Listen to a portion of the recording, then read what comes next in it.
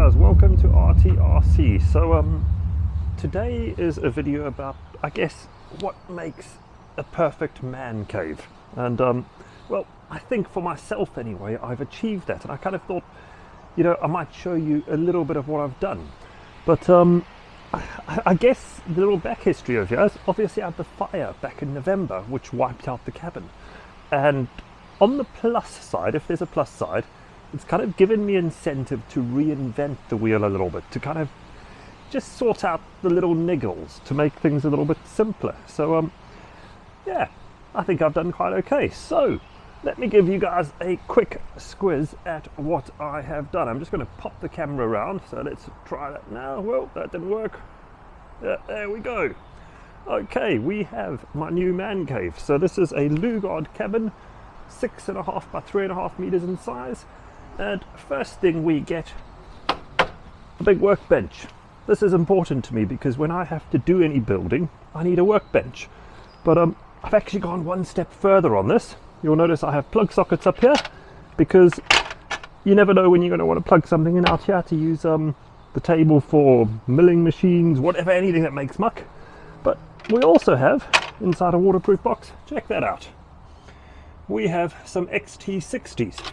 And what happens is these items are actually plumbed from the inside to my power supply to outside, and the idea here is that I can essentially plug my chargers onto the bench and charge my lipos outside. So well, I think that's a bit of a result. It just makes it a little bit safer, and the fact that it's all hardwired to give me the power supply outside the building kind of means I never get tempted to plug a lipo in inside the cabin. I just, you know, having had a fire, even though the last fire was not lipo related, I just don't want it. It's quite simple. Now, into the cabin. Well, I'll flick this around.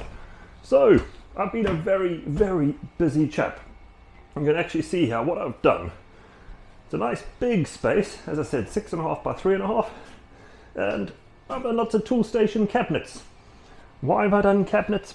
Basically, the logic is that a kitchen style install just kind of gives you everything that you want. It basically, yeah, well, I'm trying to get this camera back to myself. There we go. You know, in the end, with a kitchen type install, you get a table, which you can stand at, which is a lovely wooden table, which I kind of don't mind working on, and I get bags of storage underneath it. And then up on the walls, I've got tons of, you know, shelves and lots of these clock storage units because, you know, let's face it, XT90 connectors, XT60s, there's zillions of things we need in this hobby, and I've got lots of space to put it in. And on the wall, we have loads of tools. Why do we have tools up there? Because I don't want to be rummaging in a box to find what I want. Sorry, the wind just blew the door shut. I was wondering if it was one of the kids coming in. But yeah, so we have lots of storage on the walls. Then what else? We have tools. Lots and lots of tools. In fact, we even have a little micro CNC router these days. But essentially the idea here is I build model aircraft. I don't just build drones, I build model aircraft.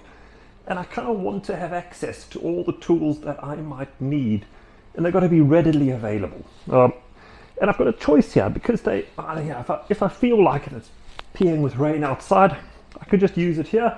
And I have a handy vacuum cleaner right here to clean up all the sawdust because we don't want dust everywhere. In fact, in the case of these tools, they're all actually got a vacuum hose attachment, so I can kind of turn that on and draw the dust away, which is kind of handy. What else do we have?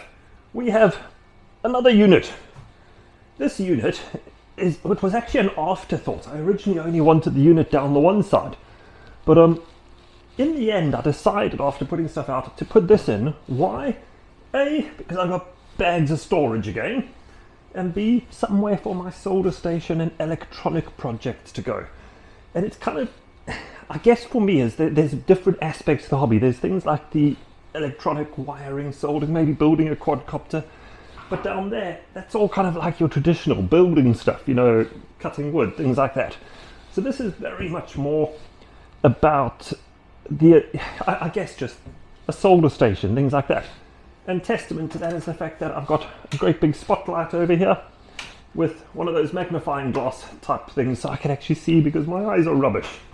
Now, the eagle-eyed of you all know, I have an air conditioning unit.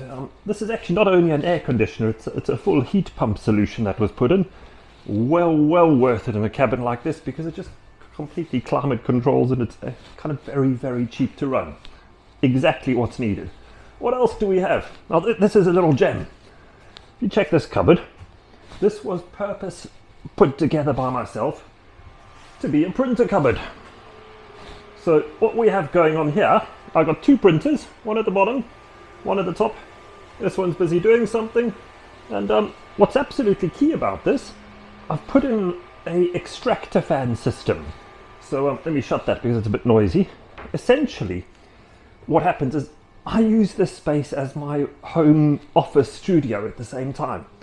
And what I wanted was something where if I was printing, A, the door has been shut, which means the noise level drops significantly when I'm printing, and B, the fumes are extracted out through some ducting and out the building. Because, you know, whilst it might not be a problem, you know, my nose doesn't even notice the smell of printer filament anymore, but there's no doubt when my wife or the kids walk in, they go, oh, I can smell plastic. So clearly it's there and I may as well just get rid of it.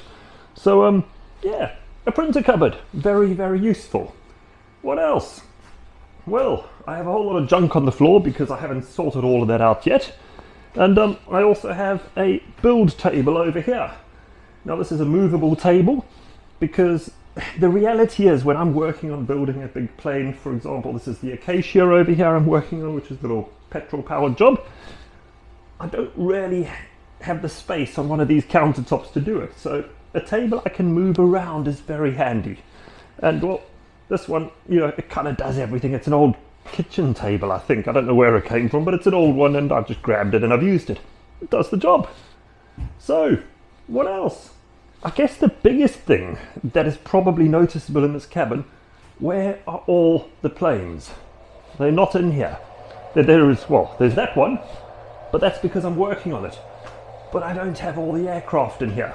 And this is something that I have tried very hard with the whole rebuild of this to refactor in, and I think some of you probably noticed tons of kit going up for sale on the BMFA classified site.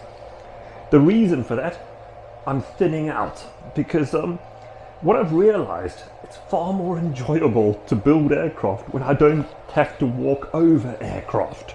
So it's about thinning down the number of planes. I'm now using the garage as a hangar, and that kind of works a little bit better. It's you know, if I operate on the principle that I'll have 3 or 4 aircraft, odds are if I have one on the build table, I'll destroy the one before I get to, you know, as I start finishing the other. So there's a little bit of hedging my bets on that. But yeah, what else? Where my desk? That's normally where you see me, and I've kind of done away with all the quadcopters and things on the wall just because they're more clutter. And it's also about making this area just a little bit more work focused, because at the end of the day, I do have work to do. I do have a day job. I don't sit playing all day, and it kind of gives me a good mix of both. So yeah, there you go, guys. What makes a perfect man cave? Well, I think I've kind of cracked what I like in a man cave. It does everything I need. Maybe you've got a different idea. Let me know. I don't know. Let me know what you think. Cheers, guys.